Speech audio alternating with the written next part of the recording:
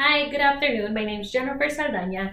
Today, my informative speech will be about should teachers and students be friends on social network? The WashingtonPost.com by Terry states that nearly 80% of young ages 12 to 17 own a cell phone and 94% now have a Facebook account. As you know, social network has become going on for quite a while now. It's quite a big thing going on right now in our society. Mostly every teenager has a Facebook, Instagram, Snapchat, Twitter, and other types of social media accounts. Although many of our society young utilize these accounts to keep up with their friends and family, keep in contact with them since some of them are out of town. However, that's not always the case. There is some students that actually add their teachers as a friend or staff employees at their school. Now that the question is, when does this become an inappropriate source of communication between students and their teachers? I can personally say that I have a Facebook account and an Instagram account. I do follow my high school teachers, however, I did graduate 8 years ago. So when we keep in contact, it's more like, hey, how are you doing? Good, and the basic stuff. I know a few of my high school teachers that weren't my teachers, but were actually teaching in the high school that I was with, actually have been in a situation where they actually were messing around with the students or messing around with an underage, like a high schooler. Social media is a major source of a community for our society, but it is not the appropriate source for students and teachers to interact, especially out of the classroom. My main 3 points that I will be talking about today is allowing students and teachers to interact through social media can lead to inappropriate actions, as well as a situation that happened in Florida when a teacher messed with the middle school student. Educators should be aware of the atmosphere of each social platform and its use. Okay, so I do want to start off by, is it okay for teachers and students to communicate through social media?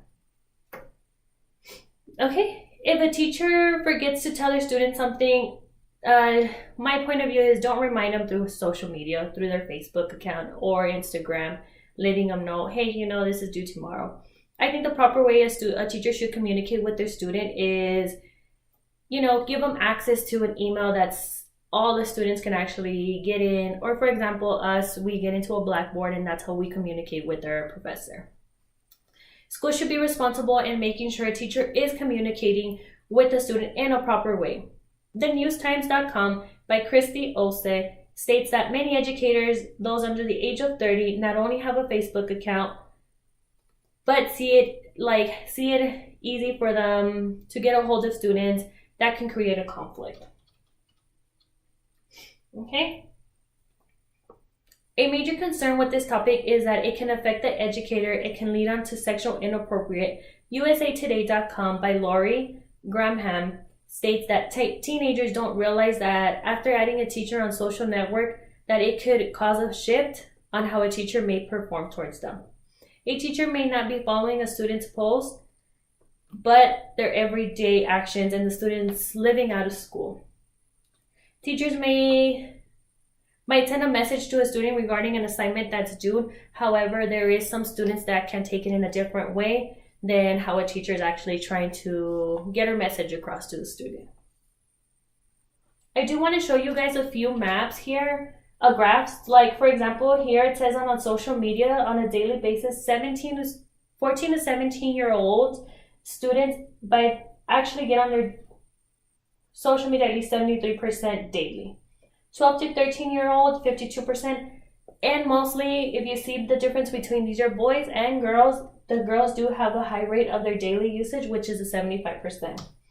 This one right here is going to compare the illustrate of the social network by teacher when comparing to the U.S. adult population. So it is a 78% that teachers do have a Facebook account. Now that we've discussed how teachers and students communicate with one another, now let's look at what happened in the Florida school in November 2017. A middle school teacher was arrested for having repeatedly sexual intercourses with a 14-year-old student.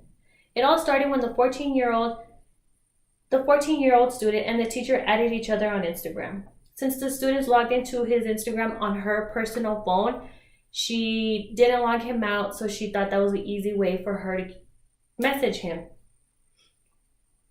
The teacher started having a sexual relationship with the student at her house late at night. She would pick him up once her husband wasn't home.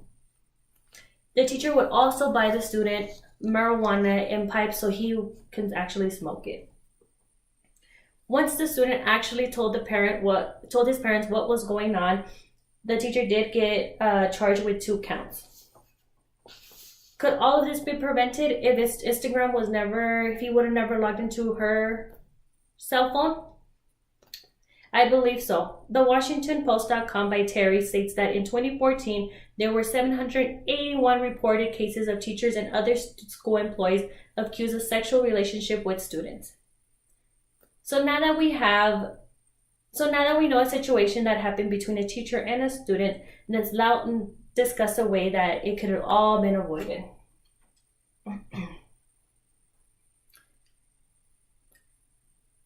News.com.au.com by Vanessa Brown states that in the United States alone, there are 200 reported cases of inappropriate misconduct between teachers and students every year. Teachers should be more selective about who they friend on social media. TheDailyDot.com by S.E. Smith on December 11, 2015 states educators have the ability to make the smart and necessary judgment call, including how they should interact with students. Teachers can manage to have a personal Facebook and a professional Facebook in order to keep their professionalism separate. Like if they want to have a Facebook, but one with the students and one with just family, which is sometimes okay. TheDailyDot.com by S.E. Smith as well states that 80% of teachers report the use of social media for private and professional purposes. It also states that teachers are at risk of losing their job if making a mistake on social media that a student might take offensive. So for example, if a teacher does message a student just to follow up an assignment or just to ask a single question, there is some student that might take it in a different way. In conclusion, the teacher should create boundaries with their students by stating ways in which they may or may not interact with them.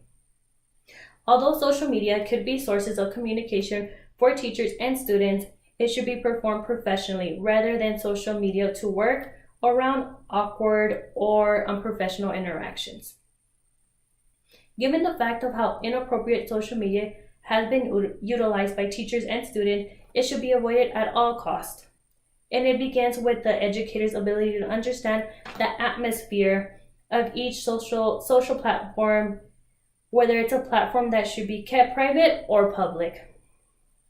Teachers and students should have not been friends on social network until the appropriate age. For example, once they're 18, then that's when I do believe that they're more than welcome to add their their teachers, or whatever they like to do on social media.